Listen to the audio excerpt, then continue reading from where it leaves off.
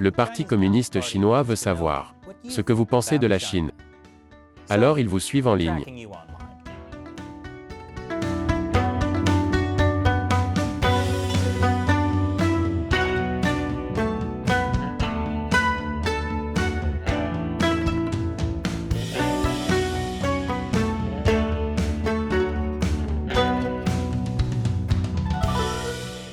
Bienvenue à Chine non censurée. Je suis Chris Chappell. Avez-vous déjà tweeté pour soutenir les manifestations de Hong Kong, ou appelé au boycott des Jeux olympiques du génocide du Parti communiste chinois sur Facebook?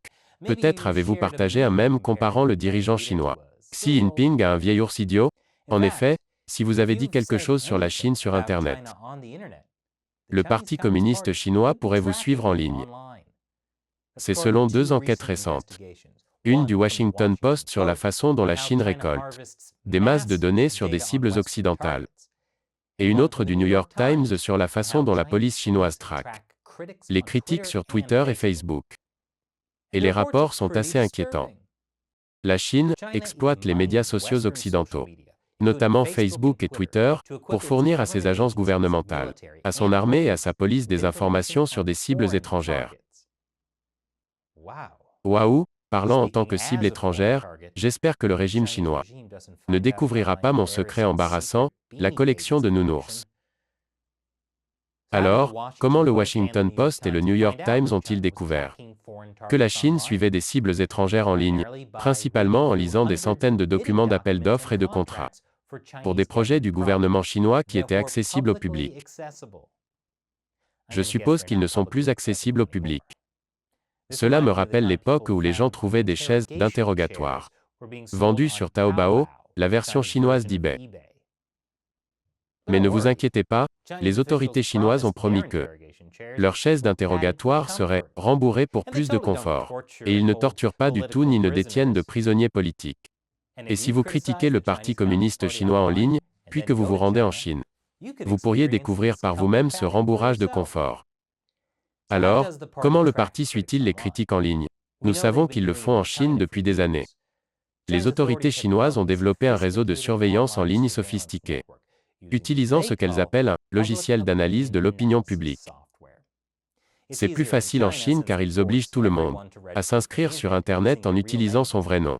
Mais maintenant, ils ont également déplacé leur attention vers l'étranger. Et l'analyse de l'opinion publique ne sert pas uniquement à déterminer ce que les gens pensent. Les services assurent également une surveillance de plus en plus technique de l'appareil de censure chinois. Et la plupart des systèmes incluent des fonctions d'alarme conçues pour alerter les fonctionnaires et la police du contenu négatif en temps réel. Cela fait partie de ce que le Parti communiste chinois appelle le travail d'orientation de l'opinion publique. Fondamentalement, utiliser la censure et la propagande pour changer ce que les gens disent de la Chine. Appeler la censure et la propagande l'orientation de l'opinion publique revient à prétendre que ces chaises de torture sont rembourrées pour plus de confort, ou que les Ouïghours ne sont pas dans des camps de concentration. Ils sont dans des centres de formation professionnelle. Parfois, j'aimerais pouvoir parler comme le Parti communiste. Non monsieur, je n'ai pas percuté votre voiture. Je vous faisais une salutation point contre point en voiture. Et tout comme les salutations point contre point en voiture, les conseils de l'opinion publique ne sont pas bon marché. Il est clair, même à partir de quelques exemples, que le Parti communiste a dépensé des millions pour cette surveillance en ligne. Cela inclut le paiement de plus de 300 000 $ pour un logiciel qui exploite Twitter et Facebook pour créer une base de données de journalistes et d'universitaires étrangers. 200 000 $ supplémentaires pour un programme qui analyse le bavardage occidental sur Hong Kong et Taïwan. Et exploiter tout un cybercentre au Xinjiang, qui est utilisé pour surveiller le contenu en langue ouïghour à l'étranger. Le parti dépense également de l'argent pour acheter et maintenir des comptes de médias sociaux étrangers pour la police chinoise et les services de propagande. Attendez, est-ce pour cette raison que je continue à recevoir des demandes d'amis de la part du ministère de la Sécurité publique? Mais ce n'est pas tout. Le Washington Post s'est entretenu avec des personnes impliquées dans l'analyse de l'opinion publique à Pékin, et ils ont décrit des systèmes logiciels qui collectent et stockent automatiquement les données Facebook et Twitter en temps réel sur des serveurs chinois nationaux. Facebook et Twitter interdisent aux organisations de le faire sans autorisation. La question est donc de savoir si Facebook et Twitter ne savent pas ce que fait le régime chinois, ou l'ont-ils autorisé? Les deux options sont plutôt terrifiantes. Et rappelez-vous quand je vous ai dit plus tôt que ces systèmes logiciels incluaient des alarmes pour le contenu négatif, ce n'est pas tout. Ils signalent également les contenus négatifs directement à une hotline 24 sur 24 gérée par l'appareil de censure du Parti communiste. Et ces rapports incluent les détails des utilisateurs individuels des médias sociaux. Que fait le Parti communiste chinois de ces données personnelles? Je vous le dirai après la pause. Bienvenue. Vous vous souvenez de l'année dernière, lorsque le dirigeant chinois Xi Jinping a appelé les autorités à présenter une image plus aimable de la Chine, et certains experts étaient comme et cela signifie que la Chine va adoucir les choses et être raisonnable. Ouais non. Ils ont totalement mal interprété ce que Xi disait. Parce que dans le même discours, Xi Jinping a également appelé les responsables à développer l'orientation de l'opinion publique internationale. N'oubliez pas que l'orientation de l'opinion publique signifie utiliser la censure et la propagande pour contrôler ce que les gens disent. Xi disait donc que les autorités chinoises devraient présenter une image aimable de la Chine en faisant taire toute personne qui présente une image peu aimable de la Chine. Cela inclut les personnes qui critiquent le Parti communiste chinois sur les réseaux sociaux occidentaux. Et le parti ne cible pas seulement des militants éminents et connus pour leur franc-parler. En 2020, un étudiant chinois qui se rendait à l'université du Minnesota a été emprisonné pendant 6 mois en Chine pour des tweets qu'il a publiés aux États-Unis. Le New York Times s'est entretenu avec une autre étudiante chinoise qui avait créé ce qu'elle pensait être un compte Twitter anonyme. Mais lorsqu'elle est retournée dans sa ville natale en Chine l'année dernière, la police l'a retrouvée. Ils ont frappé à la porte de ses parents, l'ont emmenée au poste de police et lui ont dit de supprimer son compte Twitter. Même après avoir déménagé à l'étranger, la police l'a appelée, elle et sa mère, pour savoir si elle avait consulté des sites web sur les droits de l'homme. Avoir des ennuis avec la police pour avoir consulté des sites web sur les droits de l'homme, c'est comme avoir des ennuis avec votre dentiste pour avoir utilisé du fil dentaire tous les soirs. C'est ce que vous êtes censé faire en tant qu'être humain décent, même si la plupart d'entre nous ne le faisons pas aussi souvent que nous le devrions. Et cet étudiant n'était pas le seul Chinois vivant à l'étranger à être visé par la police. Parce que même si la police chinoise ne peut pas vous menacer, elle peut toujours s'en prendre à votre famille. Lorsqu'un étudiant chinois vivant à Taïwan a critiqué la Chine, l'année dernière, ses deux parents ont disparu pendant 10 jours. Pendant ce temps, un étudiant chinois faisant des études au Canada a été harcelé par la police chinoise sur un compte Twitter anonyme avec 2 abonnés. Il n'avait tweeté que 3 fois. Mais la police chinoise a interrogé son père, puis l'a appelé directement sur WeChat. La police lui a dit qu'il l'avait suivi grâce à son adresse IP et qu'il savait où il habitait au Canada.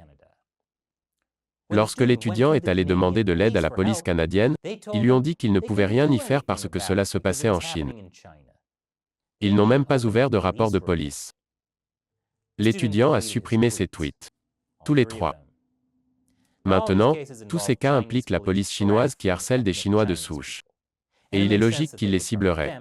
Le Parti communiste chinois veut faire taire la dissidence parmi les Chinois, afin qu'ils puissent mentir sur la façon dont tous les Chinois aiment le parti. De plus, il est tout simplement plus facile de menacer les Chinois, qui ont de la famille en Chine. Ils font la même chose aux Ouïghours et aux Tibétains aussi. En gros, si vous avez des êtres chers en Chine, le régime chinois les traitera comme des otages. Mais alors que le parti commence avec des personnes qui sont plus faciles à menacer, son réseau de surveillance en expansion montre que le parti vient aussi pour les étrangers.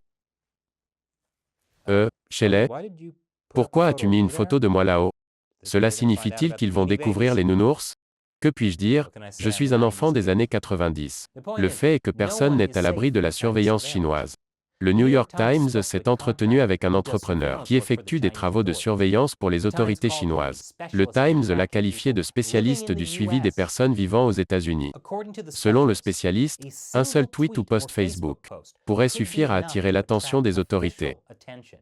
Il a déclaré qu'il avait été chargé d'enquêter sur des étudiants chinois de premier cycle étudiants aux États-Unis, un analyste politique sino-américain qui est citoyen américain et des journalistes qui avaient travaillé en Chine.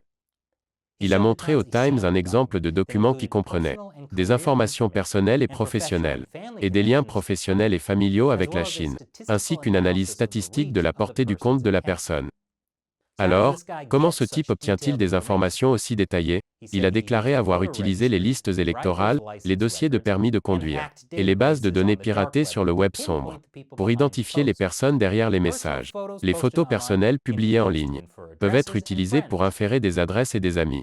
Attendez, il utilise des listes électorales et des photos personnelles? C'est un peu ironique que le plus grand danger pour la démocratie américaine puisse venir des personnes qui publient des selfies « J'ai voté » sur Facebook. Mais ce n'est pas seulement dangereux à cause de qui est traqué par le régime chinois. C'est aussi dangereux à cause de qui fait le suivi. J'expliquerai plus après la pause. Bienvenue. Il n'est pas surprenant que la police chinoise achète ces systèmes de surveillance pour suivre les personnes sur Facebook et Twitter. Mais ce qui est inattendu, c'est qui gère ces systèmes. Dans de nombreux cas, cela est fait par les médias d'État chinois, comme le quotidien du peuple. Le quotidien du peuple en ligne, qui fournit l'un des plus grands services d'analyse de l'opinion publique sous contrat du pays, a remporté des dizaines de projets, qui incluent des services de collecte de données sur les réseaux sociaux à l'étranger pour la police, les autorités judiciaires, les organisations du Parti communiste et d'autres clients. Certains documents mentionnent que le quotidien du peuple a des serveurs à l'étranger comme un gros plus. Cela signifie qu'ils peuvent surveiller les personnes à l'étranger, sans avoir à faire face aux grands pare-feux chinois. Mais il n'y a pas que le quotidien du peuple. Mon média d'État préféré, le Global Times, a remporté un contrat d'1 demi-million de dollars pour fournir un système de surveillance de l'opinion des journalistes et des médias étrangers liés à la Chine pour le ministère chinois des Affaires étrangères. Près de 40% des membres du personnel de l'unité de surveillance du Global Times sont des reporters seniors du Global Times. En d'autres termes, le Global Times utilise des journalistes comme espions. En 2020, l'administration Trump a désigné la plupart des grands médias d'État chinois aux États-Unis comme mission étrangère. Cela signifie que le gouvernement américain reconnaît ces organes comme des armes de l'État chinois, tout comme l'ambassade de Chine. Ils ont également limité le nombre d'employés que ces médias gérés par l'État pourraient avoir aux États-Unis. À l'époque, l'administration Trump avait été critiquée pour avoir étouffé la liberté de la presse. Mais comme le montrent ces rapports du Washington Post et du New York Times, les travailleurs des médias d'État chinois ne sont pas des journalistes. Ce sont des agents de propagande pour un État hostile. Certains d'entre eux ne font pas seulement pousser la propagande, ils espionnent également les gens pour le régime chinois. Et ils recueillent des informations qui sont utilisées par la police chinoise pour menacer les personnes qui critiquent la Chine. Vous savez, pendant des années, on nous a dit que la Chine était peut-être stricte envers son propre peuple à l'intérieur de la Chine. Mais ne vous inquiétez pas, les autorités chinoises se moquent de ce qui se passe en dehors de la Chine. Ils veulent juste qu'on les laisse seuls. Si nous n'interférons pas avec eux, ils n'interféreront pas avec nous. C'était un mensonge stupide. Et maintenant, nous faisons face aux conséquences. Je ne dis pas que les gens devraient arrêter de critiquer le Parti communiste chinois, c'est ce qu'ils veulent. En effet, cela signifie simplement que nous devons exposer davantage le parti. Assurez-vous simplement que vous faites de votre mieux pour protéger vos nounours. Et maintenant, il est temps pour moi de répondre à une question d'un fan, qui soutient l'émission sur le site de financement participatif Patreon, ou la plateforme d'abonnement communautaire Locals. Daover demande: que pensez-vous qu'il se passerait si Xi Jinping décidait d'aller un jour visiter Taïwan? Ce serait assez embarrassant si Taïwan refusait son visa. Pensez-vous qu'il le ferait? Eh bien, Daover, Xi Jinping ne se rendrait jamais à Taïwan, à une exception près. Vous voyez, le Parti communiste chinois ne peut pas admettre que Taïwan est un pays séparé où Xi aurait besoin d'une autorisation pour se rendre. Ils ne reconnaissent pas du tout le gouvernement de Taïwan. Xi ne ferait donc jamais de visite d'État officielle à Taïwan, car cela reviendrait à admettre que la présidente de Taïwan, Tsai Ing-wen, est de rang égal à Xi. Maintenant, en 2015, Xi Jinping a rencontré le président de l'époque, Ma Ying-jeou. Mais ils se sont rencontrés à Singapour. Les choses étaient très différentes à l'époque. Ma essayait d'ouvrir des relations avec la Chine continentale, en particulier des relations économiques. Il a demandé la rencontre avec Xi. Et le Parti communiste pensait qu'il serait tout simplement en mesure de subvertir Taïwan, pour qu'il devienne une partie de la Chine, en utilisant la politique un pays, deux systèmes, qu'ils appliquaient à Hong Kong. Mais, cela ne s'est pas produit. Et après les manifestations de Hong Kong, les Taïwanais n'accepteront pas un pays, deux systèmes. À ce stade, la seule façon dont Xi se rendra à Taïwan est après une invasion réussie par l'Armée populaire de libération. Espérons donc qu'il n'y arrivera jamais. Merci pour votre question, Daover, et pour votre soutien sur les sections locales. Et si vous souhaitez que je réponde à votre question sur l'émission, tout en soutenant le travail que nous faisons, rendez-vous sur patreon.com/shinonsensored ou locals.com/shinonsensored. Encore une fois, je suis Chris Chappell, à la prochaine fois.